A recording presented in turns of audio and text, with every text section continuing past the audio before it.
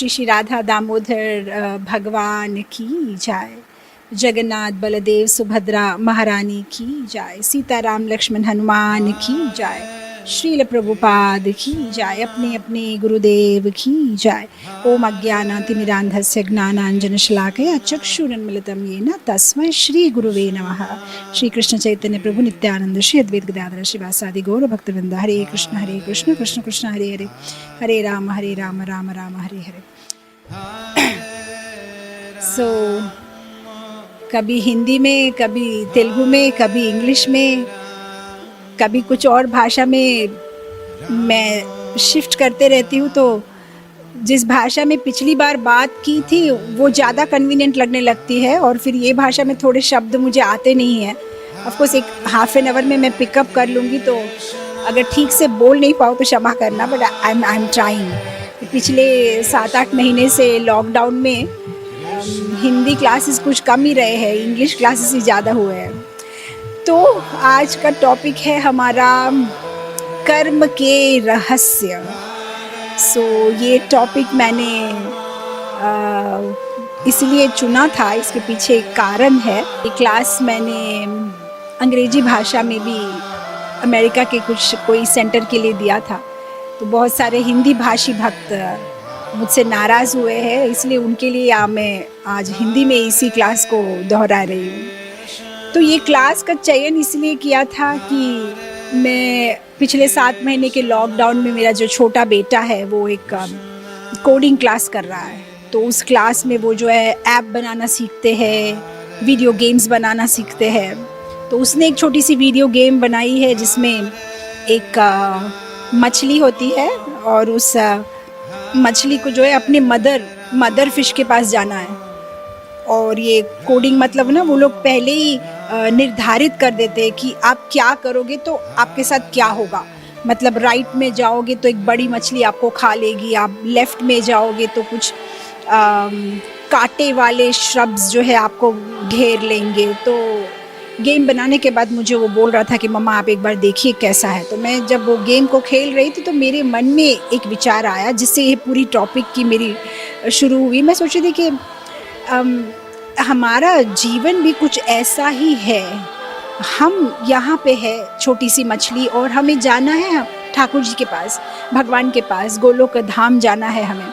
और ये जो हमारा जर्नी है उसमें बहुत सारे ऑब्स्टेकल्स हैं। अगर बाएं जाएंगे तो कभी माया पकड़ लेती है, कभी यहाँ जाएंगे तो ये पकड़ लेते हैं, कुछ बंधन, कुछ चीज़ें हमें भगवान से दूर करती हैं। तो अभी एक इस गेम का अगर आप देखो तो ये पूर्व निर्धारित है सब कुछ, लेकिन इस पूर्व निर्धारित गेम में भी थोड़ी सी स्वतंत्रता मेरी थी। हालांकि ये गेम पूरी पहले से बनाई हुई है कि राइट जाने से क्या होगा, लेफ़्ट जाने से क्या होगा, लेकिन मैं राइट जाऊंगी या लेफ़्ट जाऊंगी वो मेरी इच्छा है, वो पूर्व निर्धारित नहीं है, वो स्वतंत्रता मेरी है। तो अगर मैं राइट चॉइस करूंगी तो मैं भगवत धाम जा सकती हूँ। तो मैंने यही सोचा कि इस गेम की तरह हमारी ज़िंदगी भी ऐसी है। अब वो मछली राइट चॉइस करेगी तो बड़ी मछली के पास जा सकती है। हमारा जीवन भी ऐसा है, प्राय सब कुछ पूर्व निर्धारित है, लेकिन थोड़ी बहुत स्वतंत्रता हमारे पास है। हम क्या चॉइस करते हैं, और अगर हमें सही चॉइस करना आ जाए तो हम भगवत धाम जा सकते हैं। उसका मतलब everything is depended upon the choice, हम क्या चॉइस करते हैं।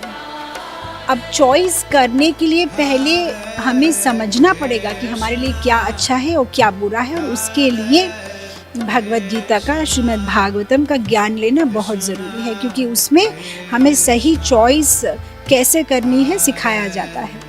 तो मैंने यही सोचा कि भगवान और हमारे बीच में ये जो हम चॉइस, ये जो वर्ड मैं यूज़ कर रही हूँ, चयन करना, इस चयन करने को कहते हैं कर्म करना, यानी कार्य करना। तो मैं जो कर्म करूँगी उसके अनुसार निर्धारित होगा कि मैं कहाँ जाऊँगी। ऊपर भगवत धाम जाएंगे, स्वर्ग में जाएंगे, नरक में जाएंगे, ये स्वतंत्रता हमारी है। तो हमें सही चयन करना है, और ये सही चयन करने के लिए भागवत और भगवद गीता का ज्ञान लेना बहुत ज़रूरी है, अदरवाइज़ हम गलत चयन कर लेंगे। तो इसके पहले कि मैं इस क्लास को शुरू करूँ, एक छोटी सी कहानी बताऊंगी, और फिर क्योंकि पूरे क्लास में कोई कहानी नहीं है और काफ़ी बोरिंग सा हो सकता है ये क्लास, तो पहले कहानी और उसके बाद बाकी का क्लास हम शुरू करते हैं। तो एक बार ऐसा हुआ कि एक दक्षिण भारत के एक मंदिर में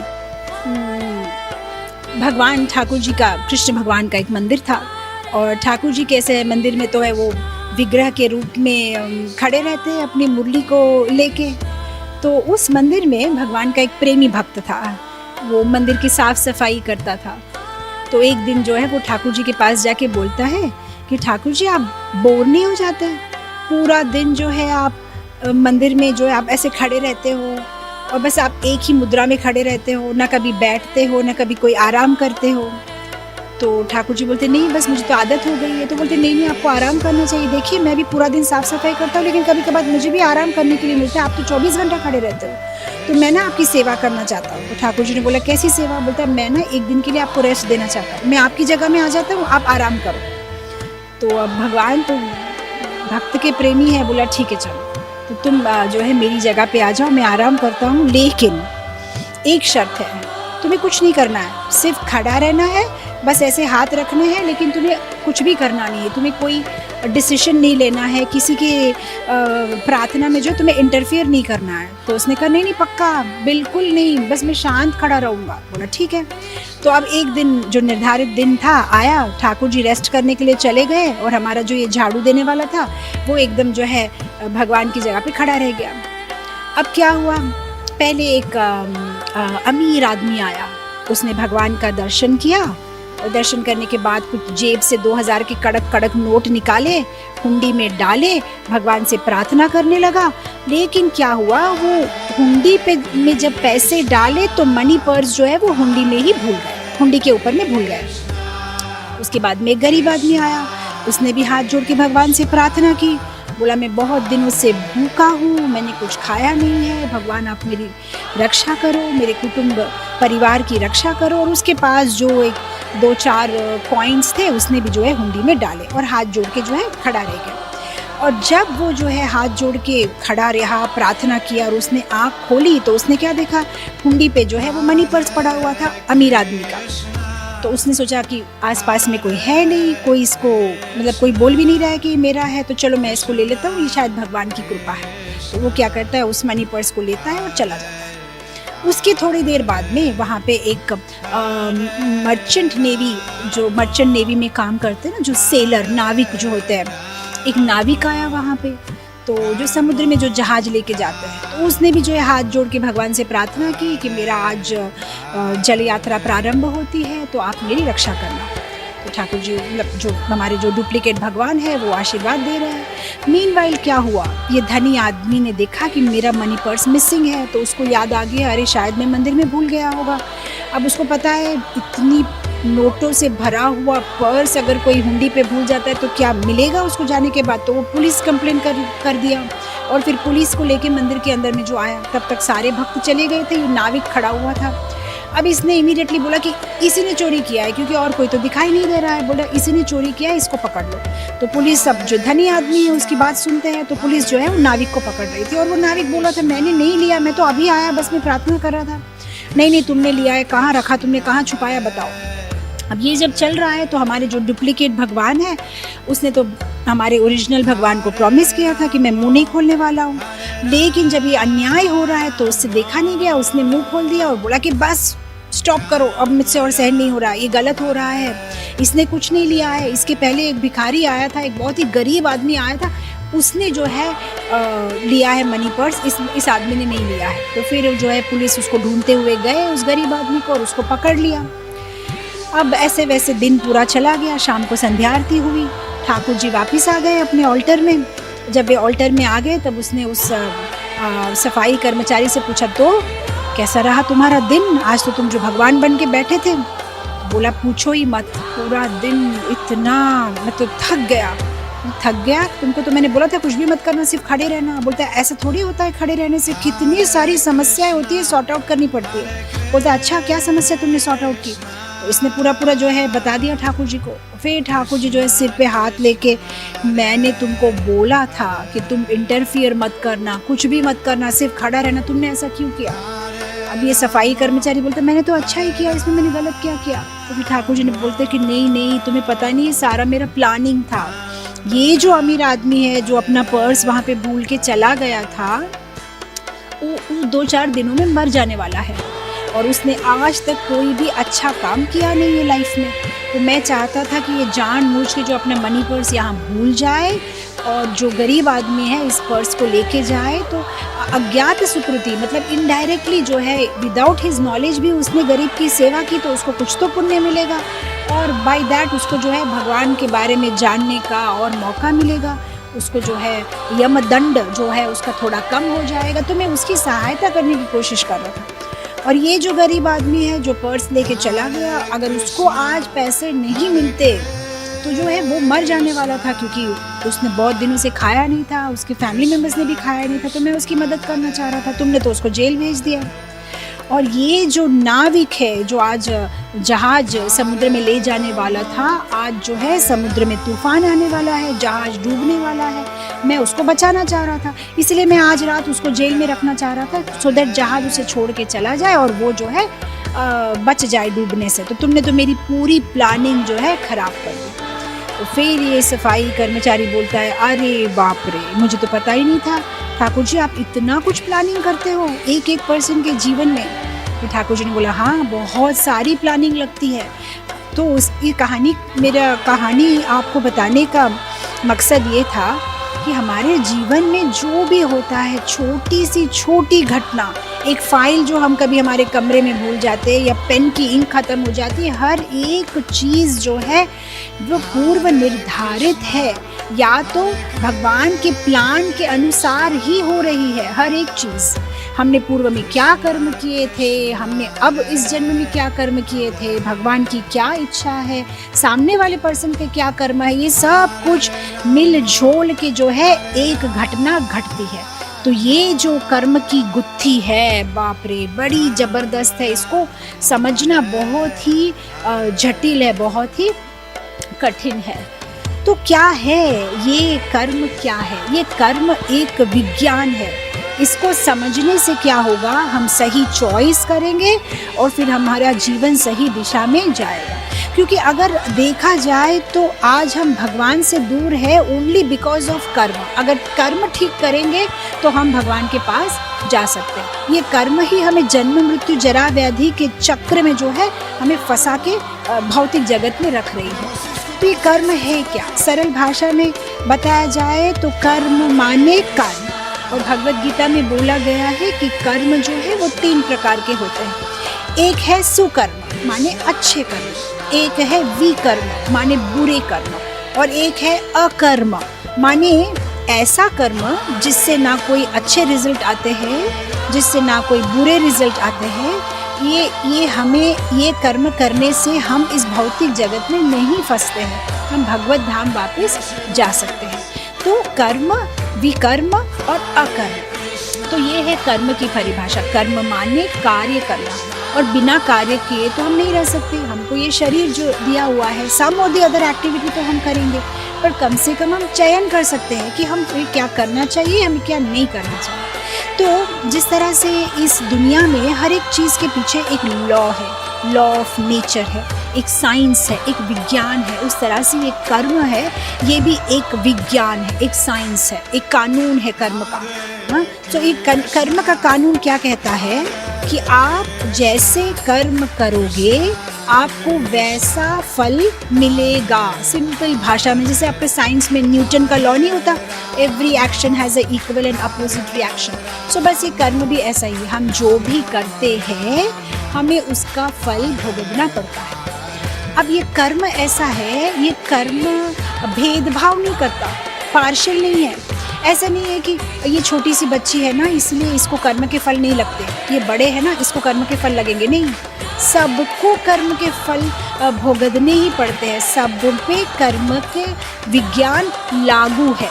ऐसा नहीं है कि इस पे लागू है, इस पे लागू नहीं है, सब पे चलता है ये कर्म का फल। जिस तरह से कोई भी विज्ञान, आज आप देखो गुरुत्वाकर्षण, लॉ ऑफ ग्रेविटी जिसको हम बोलते हैं, ये कितना इम्पार्शियल है, किसी को भेदभाव नहीं दिखाता।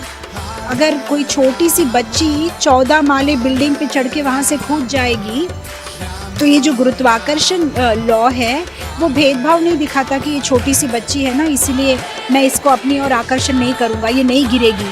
नहीं, law of gravity is applicable to everybody. छोटा बच्चा कूदेगा तो भी वो गिर के मर जाएगा, बड़ा आदमी कूदेगा तो भी वो गिर के मर जाएगा।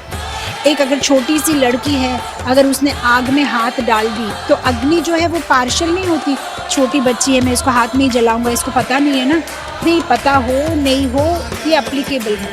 तो उसी तरह से ये जो कर्म होता है, आपको वेदर ज्ञान हो ना हो, ये कर्म जो है किसी को भेदभाव नहीं दिखाता। आप जो करते हो उसका आपको भुगतना ही पड़ता है, अच्छा या तो बुरा।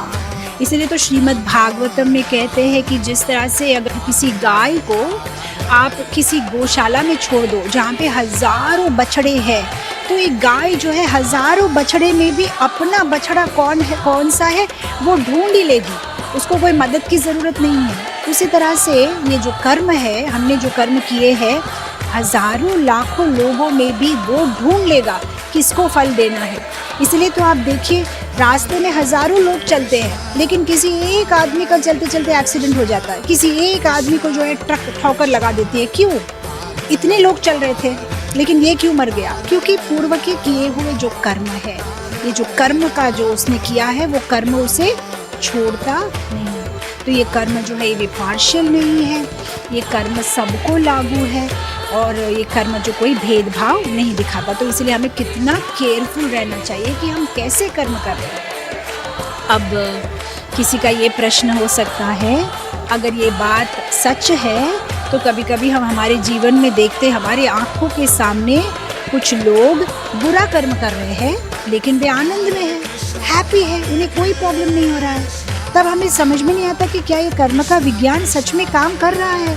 तो फिर कभी कभी हम देखते जो अच्छे लोग हैं उनके साथ बुरा हो रहा है, जो बुरे लोग हैं उनके साथ अच्छा हो रहा है, तो ये कैसे हो रहा है? तो इसलिए शास्त्र में बताया गया है कि ये जो कर्म है, ये जो कार्य है वो क्या है। जिस तरह से हम जब खेती बाड़ी करते हैं तो खेती बाड़ी करते समय हम क्या करते हैं, बीज को बोते हैं ना। तो जब आप बीज को बोते हो तो क्या साथ ही साथ 10-15 मिनट में आपकी फसल आ जाएगी? क्या फसल तो नहीं आएगी। पहले बीज को बोएंगे, फिर पानी डालेंगे, फिर वो छोटा सा पौधा उगेगा, फिर पौधा का बड़ा सा वृक्ष बनेगा, वृक्ष में फल आएंगे, फिर जाके जो है आप फल को खा सकते हो। तो उसी तरह से हम जो भी कार्य करते हैं इस संसार में, इस भौतिक जगत में, वो सिर्फ बीज बोने का काम करते हैं। तो हर बार हम जो कार्य कर रहे हैं वो बीज बोना है, बस हम हर बार बीज बो रहे हैं। लेकिन ये बीज कब आएगा ये हमें पता नहीं है, क्योंकि कभी कभी कुछ बीज जल्दी आ जाते हैं, कभी कभी कुछ बीज देर से आ जाते हैं। समझ में आ रही बात? तो ये जो कर्म है, कभी कभी हम सोचते हैं कि अरे ये आदमी बुरा काम कर रहा है लेकिन अच्छा क्यों हो रहा है उसके साथ में? नहीं, अच्छा नहीं हो रहा है, ये उसके पूर्व के कुछ अच्छे कर्म होंगे।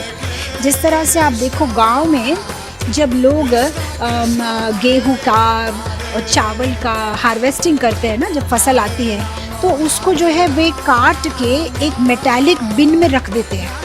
अब जब वो बिन में रख देते हैं, हर साल की फसल तो रखते जाते हैं ना, पिछले साल की फसल, उसके पहले साल की फसल, उस पर इस साल की फसल। अब क्या होगा, इस साल सपोज उसने ऐसी कोई फसल की है जो बिल्कुल अच्छी क्वालिटी की नहीं है, शायद जो गेहूं या चावल है एकदम सी ग्रेड क्वालिटी है, लेकिन आप देखोगे वो जो व्यवहार कर रहा है, जो खा रहा है वो ए ग्रेड है। तब आप सोचो कि ऐसे कैसे हुआ, उसकी फसल तो सी ग्रेड थी लेकिन वो जो खा रहा है वो ए ग्रेड है।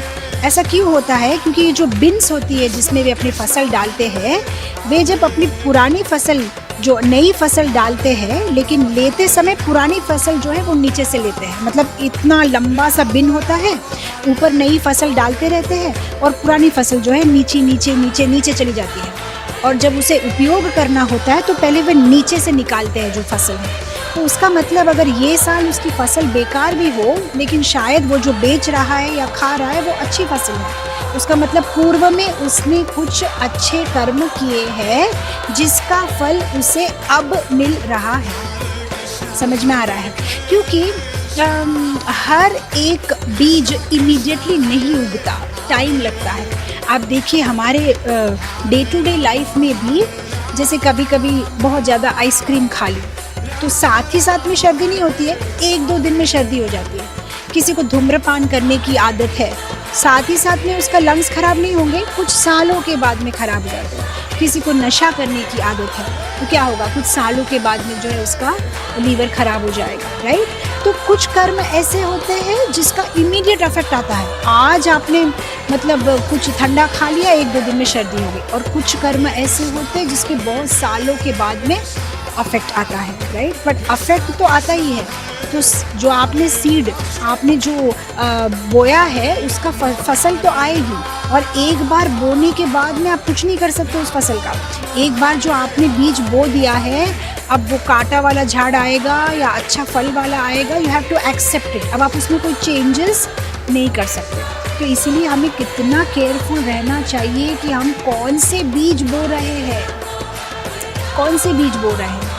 तो हमारे साथ जीवन में जो भी हो रहा है हमारी पहले के बोए हुए बीज है, इसलिए हमें कितना केयरफुल रहना चाहिए। मैं पिछले क्लास में ही बता रही थी कि लोग बोलते हैं कि इस दुनिया में हम खाली हाथ आए हैं और खाली हाथ जाने वाले हैं। ये कितना गलत है। कोई खाली हाथ आता ही नहीं है। सब अपने साथ में पूर्व के कर्म को लेके आता है। पूर्व के कर्म का सारा बैगेज उठा के आता है। हमारे जो हमारा जो अस्तित्व है, हमारे 2 शरीर होते हैं। एक तो सूक्ष्म शरीर है जो मन बुद्धि अहंकार से बना हुआ, एक तो स्थूल शरीर है जो पंचभूत से बना हुआ है। ये जो स्थूल शरीर है ये मृत्यु के समय हम यहाँ छोड़ के चले जाते हैं, लेकिन ये जो सूक्ष्म शरीर है ये हम अलग अलग योनि में, अलग अलग शरीर में हमें लेके जाता है। तो ये जो सूक्ष्म शरीर है ये हमारे कर्म का लगेज भी उठाता है।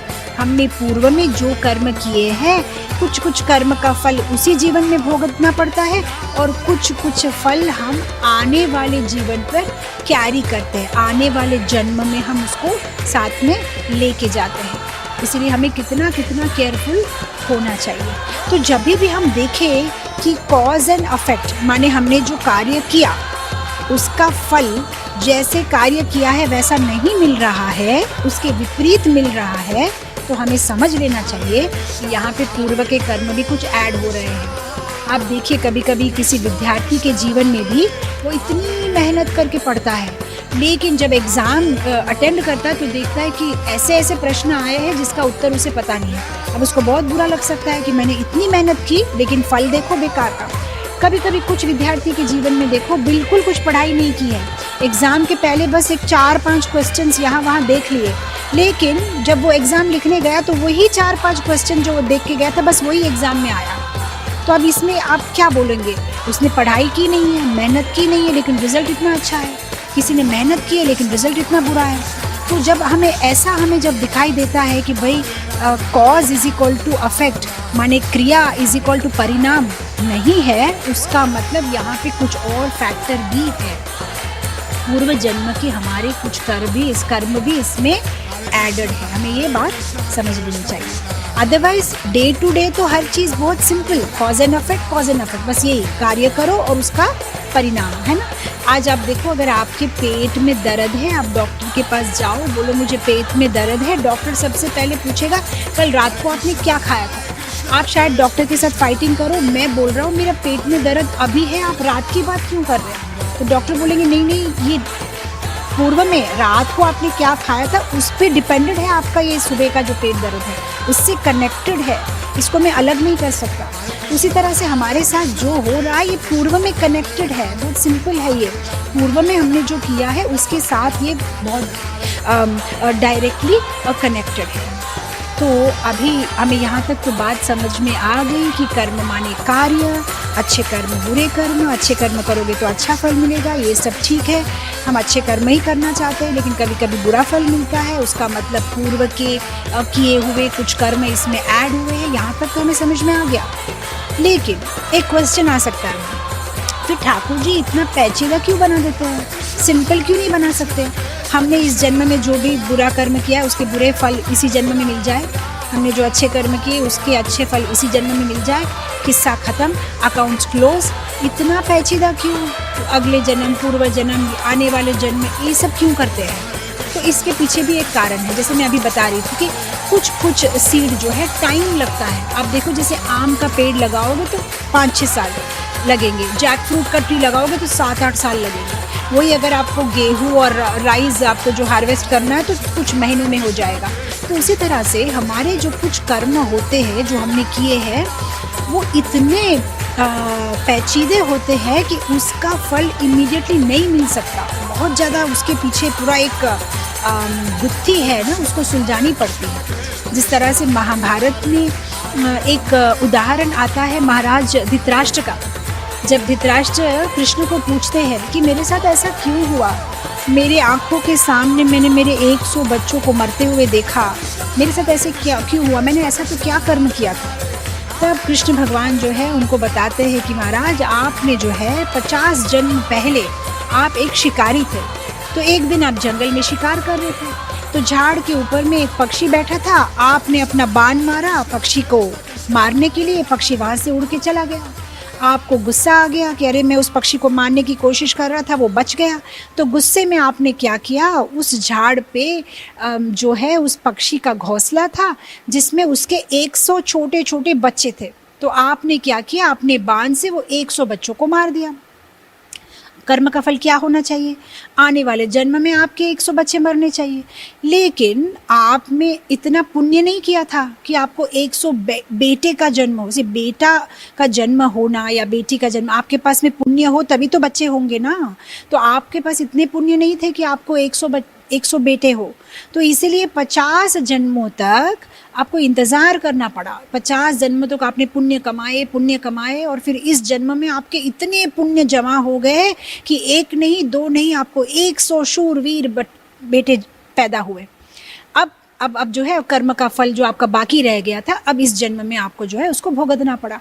आपकी आंखों के सामने आपने जो किया था एज ए शिकारी, आपको भी अपने 100 बच्चों को जो है मरता हुआ देखना पड़ा। तो ये है कर्म की फिलॉसफी, राइट। कभी कभी हम सोचते हैं बट मैंने कुछ भी बुरा नहीं किया, मेरे साथ ऐसा क्यों हुआ, ये छोटा बच्चा क्यों मर गया, ये तो अभी अभी जन्म लिया था, 2 महीने का था, इसने क्या गलत कर्म किया होगा। ये सब पूर्व का है ना। जिस तरह से आप कभी देखो, उसी तरह से हम अभी कभी कभी किसी का जीवन देखते तो हम सोचते अरे ये तो कितने अच्छे हैं, इन्होंने कभी किसी का बुरा नहीं किया, इनके साथ ऐसा कैसे हो गया, इनका एक्सीडेंट कैसे हो गया। आपने उनके पूर्व जन्म में नहीं झांका है ना, आपको पता नहीं है उन्होंने पूर्व में क्या किया था। तो ये सब कुछ पूर्व जन्म के साथ में कनेक्टेड है। तो ये जो लॉ ऑफ कर्मा है, ये जो साइंस ऑफ कर्मा है, ये इतना एक्यूरेट है, किसी के साथ में नाइंसाफ़ी नहीं करता। जिसको जो मिलना चाहिए बस वो ही मिलता है। जैसे इंग्लिश में एक कहावत है कि जो भगवान की चक्की होती है ना, चक्की में हम क्या करते हैं, आटा पीसते हैं ना, बोलते भगवान की चक्की में जो आटा पिसता है ना वो धीरे धीरे पिसता है लेकिन एकदम महीन पिसता है, माने बढ़िया पिसाई होती है। मतलब अब देखो कभी कभी पुराने ज़माने में जो ट्रेडिशनल चक्की होता है ना आटा पीसने की, अब उसमें कुछ गेहूँ आपने डाले हैं और आप चक्की पीस रहे हो। अब क्या होता है मैं बताती हूँ, जब आप चक्की पीस रहे हो कभी कभी क्या होता है ना, कुछ गेहूँ के दाने इधर उधर सरक जाते हैं, वो पिसते नहीं हैं। तो वो जो गेहूँ के दाने जो बच जाते हैं ना, वो दूसरे दानों पे जो है हंसते हैं, अरे ये तो पूरा पिस गया, पाउडर हो गया, मैं तो बच गया। लेकिन उसे पता नहीं है जो ये घोल घूम के चक्की फिर से आएगी ना, तब ये दाने भी पिस जाएंगे। तो उस तरह से हम भी जो है ये गेहूं के दानों की तरह उछलते हैं। जब हम देखते हैं ना किसी के साथ बुरा हो रहा है, कोई मर रहा है, किसी को कुछ हो रहा है, हम सोचते हैं मुझे कुछ नहीं होगा। नहीं, सबको सबके कर्म के अनुसार होगा। किसी का जल्दी, किसी का देर से, अपने पूर्व में किए हुए कर्म के आधार पर उसे फल तो मिलेगा। क्योंकि भगवान की जो ये चक्की है ये धीरे धीरे पीसती है लेकिन महीन पीसती है, कोई भी एस्केप नहीं कर सकता। अब कोई ये बोल सकता है लेकिन अगर हमें कर्म के बारे में ज्ञान नहीं हो तो, इग्नोरेंट हम पता नहीं, अज्ञान है तो नहीं। अगर आप अज्ञानी है तो ये भी कोई एक्सक्यूज़ नहीं है कि मुझे पता नहीं था इसलिए मुझे कर्म का फल नहीं लगेगा। नहीं, आपको पता हो पता ना हो, कर्म का फल आपके ऊपर में लागू तो है ही है। भगवद गीता के 4th चैप्टर 17th श्लोका में बोलते हैं गहना कर्मणो गति। ये जो कर्म की गति है गहना, बहुत मुश्किल है समझने के लिए। तो ठाकुर जी बोलते हैं इसीलिए बहुत ज़रूरी है कि आप अध्ययन करो, आप समझो कर्म क्या है, अकर्म क्या है, विकर्म क्या है। और उसी परपोट में तात्पर्य में श्रील प्रभुपाद जी बोलते हैं कि हमें इस ज्ञान को समझना चाहिए, हमारे जीवन में उसका आचरण करना चाहिए, भगवान से संबंध बनाना चाहिए। ये हमारे जीवन का, मनुष्य जीवन का सारांश है। क्योंकि अगर हम समझेंगे ही नहीं कर्म क्या है, हम समझेंगे ही नहीं, तो हम इस भौतिक जगत में बस फंसे हुए रह जाएंगे। अभी हम जो इस कलयुग में है, ये हमारा जो जीवन है, ऑलरेडी हम काफ़ी 3rd क्लास 4th क्लास लोग हैं। क्योंकि जो थोड़े थोड़े अच्छे थे वे तो सतयुग में भगवत धाम चले गए, जो थोड़े और बेकार थे वो त्रेता युग में, थोड़े और द्वापर युग में। लेकिन जो तीनों युगों में भी केयरलेस थे, भगवत धाम जा नहीं सके, वो कलयुग में रह गए। तो कम से कम अब हमें जो है बहुत सीरियस होना है, सीरियसली लेना है हमें। जिस तरह से आप देखो कभी कभी कोई जेल में, जो जेल में कौन जाता है, कोई गलत काम करता है तो जेल में जाता है। तो आप देखिए जेल में भी जो कैदी लोग होते हैं उन्हें अच्छा ज्ञान देने के लिए, उन्हें मॉरल वैल्यूज़, एथिकल वैल्यूज़ समझाने के लिए काफ़ी NGOs जाते हैं, वहाँ पे उन्हें समझाते हैं क्या अच्छा है क्या बुरा है। जैसे इस्कॉन में भी प्रिजन मिनिस्ट्री है, हम भी जाते हैं इस्कॉन विशाखापट्टनम, हम भी यहाँ पे सेंट्रल प्रिजन में जाते हैं। आपके ब्रह्म कुमारी वाले जाते हैं, रामकृष्ण मिशन वाले जाते हैं, चिन्मय मिशन वाले जाते हैं। बहुत सारी आध्यात्मिक संस्थाएं जो है प्रिजन में जाती है, वहाँ कैदियों को जो है भगवद गीता का ज्ञान देते हैं, कुछ अच्छी बातें बताते हैं। लेकिन उस कैदियों में भी कभी कभी कुछ ऐसे कैदी होते हैं ना जिनका बिहेवियर चेंज नहीं होता। कुछ अच्छे कैदी होते हैं जो ये सारी अच्छी बातें सुन के बिहेवियर चेंज करते हैं, तो उनका जो प्रिजन का जो अवधि होती है ना, कितने साल उनको रहना है, थोड़ा सा कम करके उनको छोड़ देते हैं। लेकिन कुछ लोग ना इतनी अच्छी बातें सुनने के बाद भी उनका व्यवहार चेंज नहीं करते। ऐसे लोगों को क्या करते हैं ना, ऐसे लोगों को ना काल कोठरी में डाल देते हैं, जहाँ पे दूसरे कैदियों के साथ भी वो बात नहीं कर सकते, मिल नहीं सकते। श्री श्री राधा दामोदर भगवान की जय जय। तो उनको काल कोठरी में डाल देते हैं। तो वहाँ तो क्या है, अब उनको ना कोई सत्संग पहुँचेगा उन तक, ना कुछ उनको ऐसा रख दिया जाता है। तो अब उनका कोई एक्सेस ही नहीं है अच्छी बातें सुनने के लिए, क्योंकि उनका केयरलेस बिहेवियर, उनका बैड बिहेवियर, वो दूसरे कैदियों से कभी कभी फाइटिंग करते हैं, कभी किसी को पुश कर देते हैं, तो उनको ऐसे डाल दिया जाता है। तो एक्चुअली हमारी सिचुएशन भी ऐसी, हम भी कुछ ऐसे ही है, इसलिए हमें कलयुग में जो है फेंक दिया गया है, क्योंकि हमारा बिहेवियर अच्छा नहीं है, हम केयरलेस है, हम भगवान की भक्ति नहीं करना चाहते। लेकिन भगवान कृष्ण जो न्यायाधीश है, हमारे साथ न्याय करते हैं, वे न्यायाधीश तो है लेकिन वे पिता भी है। और उनका जो ये पिता वाला हृदय है ना, वो बहुत कोमल है, बहुत करुणा से भरा हुआ है। तो इसीलिए वे क्या करते हैं, न्याय तो करते ही है, लेकिन क्योंकि उनके पास में पिता का हृदय है, जब हमको ऐसी काल कोठरी में डाल दिया जाता है तो वहाँ पे भी वे श्रीला प्रभुपाद जैसे किसी शुद्ध भक्त को भेजते हैं हमें बचाने के लिए। तो इसीलिए हम ये जो कलयुग की काल कोठरी में है, श्रीला प्रभुपाद जी आए हैं हमें ज्ञान देने के लिए। कर्म क्या है, विकर्म क्या है, अकर्म क्या है, हम क्यों इधर फंसे हुए, हमें क्या करना चाहिए, क्या नहीं करना चाहिए, हमारे जीवन का उद्देश्य क्या है, भगवान कृष्ण कौन है, हमें उनके साथ कैसे संबंध बनाना चाहिए। तो ये सारा ज्ञान देने के लिए कभी कभी ठाकुर जी अपने खुद पार्षद, अपने स्व पार्षद को भेजते, या तो कभी कभी वे खुद ही आ जाते हैं। जैसे चैतन्य महाप्रभु के रूप में वे खुद ही आ गए और अपने हरे कृष्ण महामंत्र का प्रचार करके जो है सब जीवों को उद्धार करने के लिए वे इस कलयुग में आए हैं। तो ये है कर्म का विज्ञान, हमें बहुत बहुत केयरफुली इसे समझने की कोशिश करनी चाहिए। भगवान जो है वे बड़े ही जस्ट है, सटीक न्यायाधीश है, वे कभी किसी के साथ में गलत न्याय नहीं करते।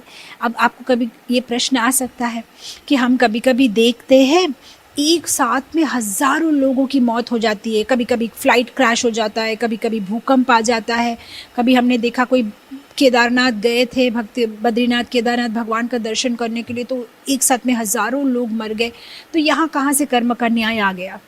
तो शास्त्र में बताते हैं कि कभी अगर हम देखें कि एक साथ में हज़ारों लाखों की मौत हो भी जाए तो भी एक आदमी की मौत भी ब्लाइंडली नहीं हुई है या अनदेखा नहीं है, हर एक चीज़ एकदम कैलकुलेटेड है।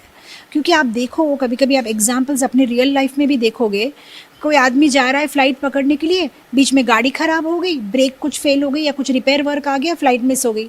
अब वो जो बंदा है एकदम दुखी हो जा रहा है, अरे मेरी फ़्लाइट मिस हो गई। 1-2 घंटे के बाद में न्यूज़ आता है जो फ़्लाइट उसने मिस कर दी थी वो क्रैश हो गई। फिर उसको लगता है अरे मैं तो बच गया।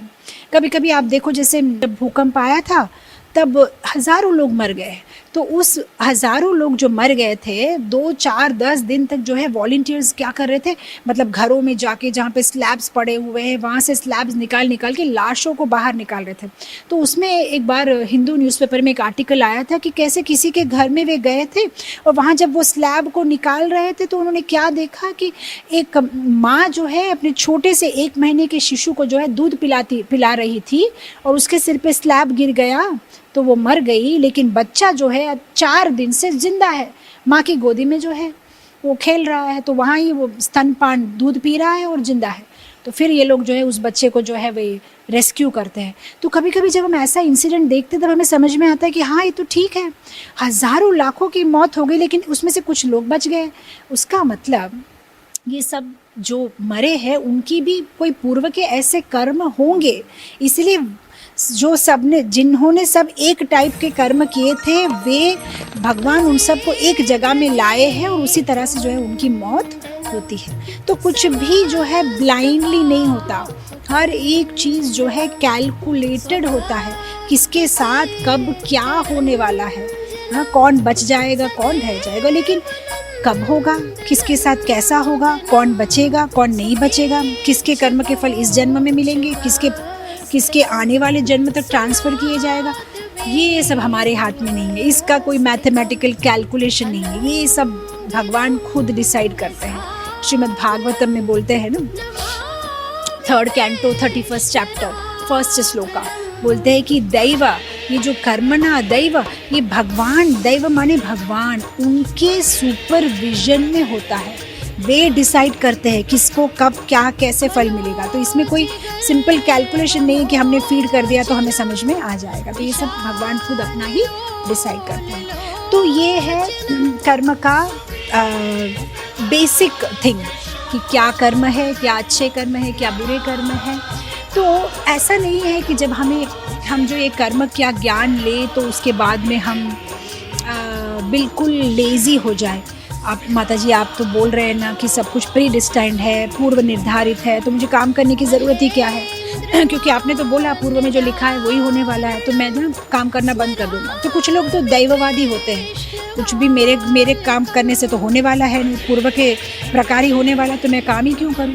जिस तरह से धृतराष्ट्र, विदुर ने जब धृतराष्ट्र को बोला कि तुम दुर्योधन को रोकते क्यों नहीं है, दुर्योधन इतना बुरा कर्म कर रहा है, तो धृतराष्ट्र जो है बोल रहा है मैं क्या कर सकता हूँ, जो कर्म की गति न्यारी है, पूर्व के कर्म है, मैं क्या कर सकता हूँ। तो कुछ लोग जो है दैववादी एकदम लेजी बन जाते हैं, कुछ लोग हैं कर्मवादी, सब कुछ कर्म के वजह से ही हो रहा है, तो मुझे कर्म करना है, मुझे भगवान के साथ क्या कंसर्न है। आपने ही बोला कॉज एंड इफेक्ट, अच्छा काम करो अच्छे फल, बुरा काम करो बुरे फल, ठीक है तो मैं अपना देख लूँगा, भगवान से प्रार्थना करके क्या फ़ायदा है, मेरे कर्म के अनुसार मुझे फल मिलना है, तो उसमें भगवान का क्या रोल है मेरे लाइफ में। तो कुछ एकदम कर्मवादी बन जाते हैं, कुछ एकदम दैववादी बन जाते हैं, लेजी बन जाते हैं। पर जो भक्त है वो ना कर्मवादी है वो ना दैववादी है। भक्त क्या करेगा, कर्म करेगा, अपना 100% काम करेगा, लेकिन उसे पता है कि कर्म इज इक्वल टू परिणाम नहीं है। कर्म प्लस पूर्व जन्म कर्म प्लस भगवान की इच्छा इज इक्वल टू परिणाम। तो इससे क्या होता है, फिर उसे फ्रस्ट्रेशन नहीं होता है, क्योंकि अब उसके पास में रियल नॉलेज है कि मेरे कर्म करने से ही सीधा परिणाम नहीं है, मेरे कर्म इस जन्म के प्लस पूर्व जन्म के प्लस भगवान की इच्छा इज इक्वल टू परिणाम। समझ में आ रही है ये बात। तो ये बात है, तो ना हम दैववादी है ना हम कर्मवादी है। हम कर्म 100% करते हैं लेकिन परिणाम की आशा नहीं करते, क्योंकि हमें पता है परिणाम भगवान के हाथ में है, तो हम परिणाम जो है वो भगवान के हाथ पे छोड़ देते हैं। तो इसीलिए ये कर्म का ज्ञान लेना आजकल के ज़माने में और भी ज़रूरी है, क्योंकि हम देखते हैं सुइसाइड्स हो रहे हैं, कुछ लोग डिप्रेशन में चले जाते हैं। क्यों होता है सुइसाइड, क्यों होता है डिप्रेशन, क्यों लोग सफ़र करते हैं मेंटली, क्योंकि उन्हें पता ही नहीं है प्लस उन्हें सिर्फ इतना ही पता है कि मेरे कर्म के अनुसार मुझे रिजल्ट मिल गया, तो उसमें उनको फ्रस्ट्रेशन होता है। क्योंकि सी लोगों का क्या मानना है, वो सोचते हैं जीवन सिर्फ बर्थ टू डेथ है, माने जब से जन्म लिया और जब मर गए, ये जो पूरा जीवन काल है that will decide my future. नहीं, पूर्व में क्या किया था, बिफोर बर्थ, आफ्टर डेथ, सब कुछ कैलकुलेशन होता है। और जिसको ये ज्ञान हो जाता है उसको फ्रस्ट्रेशन नहीं होता, क्योंकि अगर उसने मेहनत की है और फिर भी उसे अच्छा फल नहीं मिलता है तो वो सोच लेता है कोई बात नहीं, may be my past is more powerful than my present, मेरा पूर्व शायद बहुत ज़्यादा पावरफुल है, मेरे प्रेजेंट से ज़्यादा पावरफुल है। तो वो अपने आप को जो है मना लेता है, इसमें भगवान की इच्छा है, इसमें मेरा कुछ अच्छा ही होगा, ये मेरे पूर्व के कर्म होंगे। तो ये सारी बातें उसको समझ में आती है तो वो फ्रस्ट्रेट नहीं होता।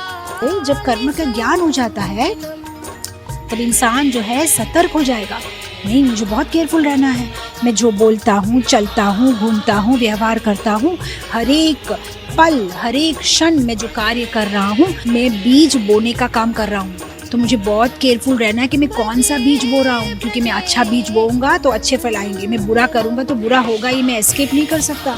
ऐसा नहीं कि किसी ने नहीं देखा मैंने ये कर लिया, देख 24 आवर्स CCTV कैमरा लगा हुआ है हमारे पीछे, हर एक चीज़ हमारी नोट डाउन हो रही है, कंप्यूटर में फीड हो रही है ऊपर में, हम क्या कर रहे हैं पक्का उसका फल जो है हमें भुगतना है।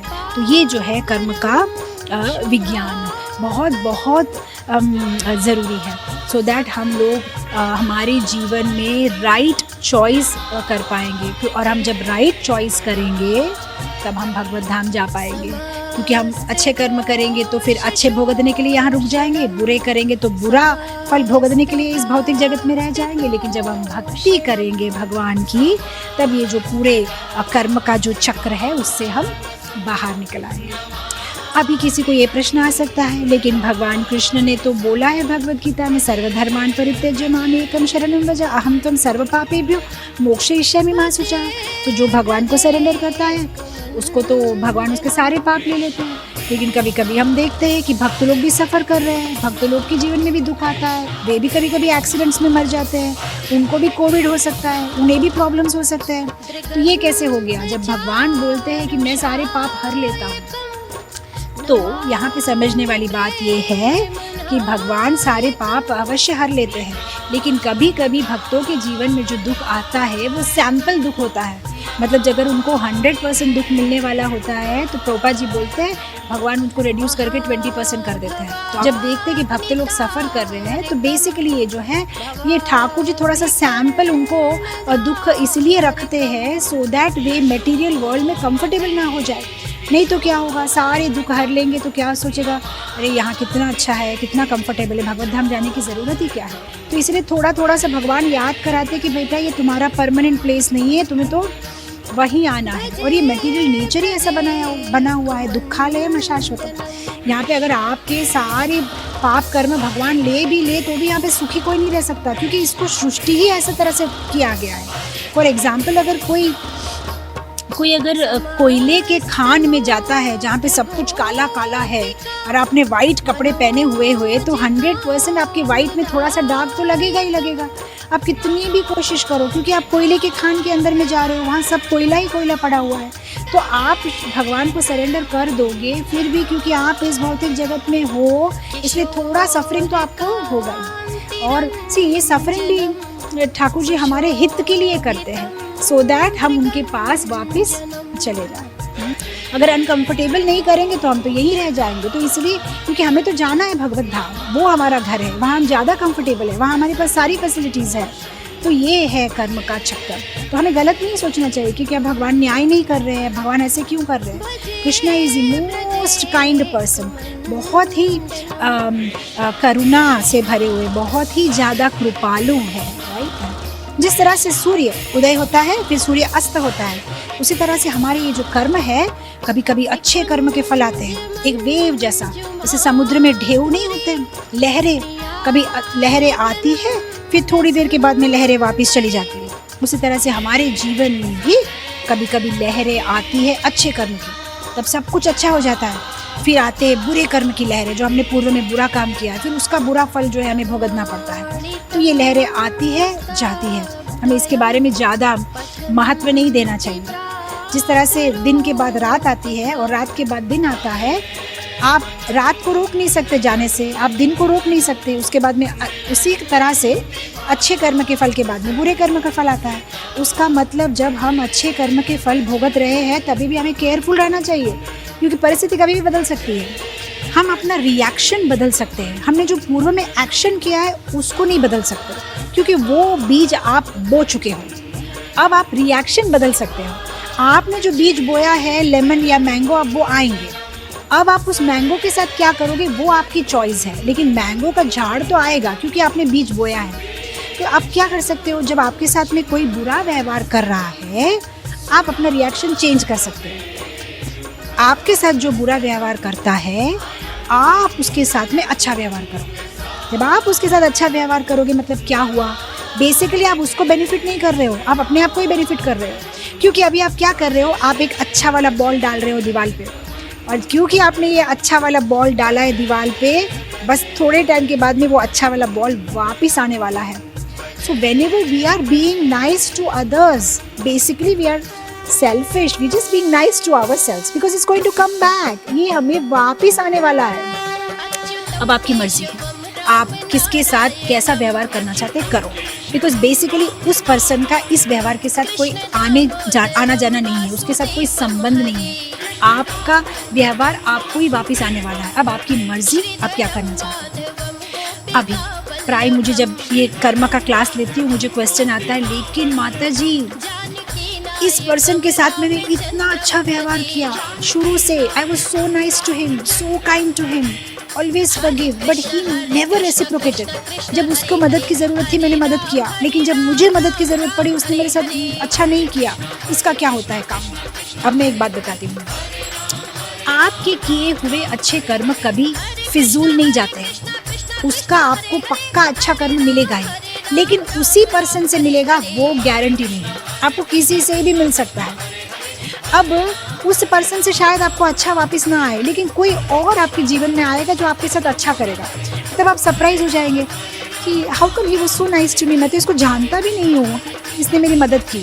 क्योंकि भैया आपका डिपॉजिट है ना, किसी भी तरह से किसी भी रूप में किसी की तरह से आ सकता है, तो इसलिए आपको ज़्यादा चिंता करने की ज़रूरत नहीं है कि इसी पर्सन को रेसिप्रोकेट करना है, नहीं करेगा वो रेसिप्रोकेट, कोई बात नहीं है। आप अपनी अच्छी डिपॉजिट करते रहो, आपको किसी भी रूप में कहीं भी कोई भी रूप में वो आपको जो है वापस मिल सकता है, आपके किए हुए अच्छे कार्य। तो बस एक चीज़ हमें जो है मन में समझ लेनी है, बोना, बीज बोना। हम जो भी कर रहे हैं हम बीज बो रहे हैं, इसलिए जितना हो सके अच्छे बीज बोते रहो, तब अच्छा फल मिलेगा। बस सो उसी तरह से जब हमें ये कर्म का फल समझ में आ जाता है तब हमें समझ में आ जाता है कि हमारे आसपास के लोगों को हम नहीं चेंज कर सकते, वो अपने पूर्व के संस्कार, पूर्व के कर्म भर के लेके आए हैं। आप अपने कर्म से आए हो, हम किसी के उसमें चेंज नहीं, सिर्फ हम अपने आप में चेंज ला सकते हैं, राइट। कभी कभी ये कंप्लेन होता है ना माताओं का, बच्चे बात नहीं सुन रहे, बीवी बात नहीं सुन रहे, पति बात नहीं सुन रहे, मैं कितना कोशिश कर रहा हूँ। नहीं, ऐसा नहीं होगा, बिकॉज पूर्व के संस्कार बहुत सारे भर के आए हैं। कि कभी कभी क्या होता है, जैसे हमने कोई इच्छा की, हमने कुछ मन में सोचा, वो इच्छा अभी पूर्ण नहीं हुई। अब इच्छा पूर्ण नहीं हुई तो अब क्या होता है, हमारे जो माइंड है उसमें डिफरेंट लेयर्स है। एक तो कॉन्शियस माइंड है जिससे मैं अभी आपसे बात कर रही हूँ, एक सब कॉन्शियस माइंड है जो पीछे काम कर रहा है, एक अनकॉन्शियस माइंड है, एक सुपर कॉन्शियस माइंड है। ऐसे हमारे माइंड के 7 लेयर्स होते हैं। तो कभी कभी ऐसा होता है ना कि कुछ इच्छा हमने की, पूरी नहीं हुई, लेकिन अभी तो मैं बहुत बिजी हूँ, मुझे अभी नेक्स्ट क्लास देना है, कुछ और काम है, तो अब क्या करेंगे, वो इच्छा को जो है मेरे सबकॉन्शियस माइंड में मैं भेज दूँगी, क्योंकि यहाँ पे मेरा हार्ड डिस्क फुल है। अब सबकॉन्शियस माइंड में वो इच्छा थोड़ी दिन रह के क्या हो जाएगी, हार्ड डिस्क फुल हो जाएगी, तो वो अनकॉन्शियस माइंड में चला जाएगा, फिर अनकॉन्शियस माइंड से और पीछे। अब इस दौरान क्या होगा, हम मर गए तो शरीर यहीं छोड़ दिया, लेकिन हमारा जो सूक्ष्म शरीर है वो हमारे साथ जाएगा। अब ये जो हमने इच्छाएं की है, जो आधी अधूरी रह गई है, वो जो है अब हमारे सबकॉन्शियस माइंड में, अनकॉन्शियस माइंड में हमारे साथ ट्रैवल करती है। फिर जब हम दूसरे शरीर में प्रवेश करते हैं तब वो जो आधी अधूरी इच्छा है वो नॉक करते हैं, क्या मैं बाहर आ सकता हूँ, क्या मैं बाहर आ सकता हूँ, आपने मुझे अंदर में फेंक दिया था। और फिर इसीलिए हम सोचते हैं कि अरे मैं इतने सालों से जब कर रहा हूँ फिर भी मेरी ये पुरानी आदत क्यों नहीं जाती है, ये बुरे विचार मुझे वापस क्यों आते हैं। तो इस जन्म के नहीं है, ये पूर्व के हैं, स्टोर रूम में है, वो बाहर आने की कोशिश कर रहे हैं। तो टाइम तो लगेगा, आपको पूरा क्लीनिंग करने के लिए टाइम लगेगा। ज़्यादा दुखी होने की ज़रूरत नहीं है, बस हम चांटिंग करते रहेंगे, हम जप करेंगे, शास्त्र पढ़ेंगे, डिवोटीज़ का शेल्टर लेंगे, अच्छे कर्म करते रहेंगे और धीरे धीरे तो ये जो पूर्व के संस्कार जो है, क्योंकि जी अगर आपको कोई एक कभी कभी आप लेडीज़ को पता है ना, किचन में ऑयल का कंटेनर होता है ना, अगर ऑयल का कंटेनर अगर आप धोगे ना बहुत टाइम लगता है, बहुत ग्रीस होता है उसमें, गर्म पानी में धो, सर्फ में धो, फिर भी रह जाता है। 2-4 दिन तक धोगे तो पूरा पूरा ग्रीस चला जाएगा। उसी तरह से हमारे पूर्व के संस्कार भरे हुए हैं। इसलिए कभी कभी हम सोचते हैं कि मैं मेरे पति को इतना बोलती हूँ फिर भी चेंज नहीं होता है, मेरी बीवी चेंज नहीं होती, बच्चे चेंज नहीं हो पाएंगे चेंज, उनके भी पूर्व के बहुत संस्कार भरे हुए हैं। टाइम लगेगा पूरा क्लीनिंग करने के लिए, आपके भी भरे हुए हैं, उनके भी भरे हुए हैं, उनकी भी कुछ अधूरी इच्छाएं हैं जो उनको अभी डिस्टर्ब कर रही है। तो it's going to take time, you have to have patience, you have to have patience. So जब हम ये विज्ञान को समझते हैं then we become so peaceful and so joyful because now we can understand how this whole thing is working. ये है कर्म का सिद्धांत।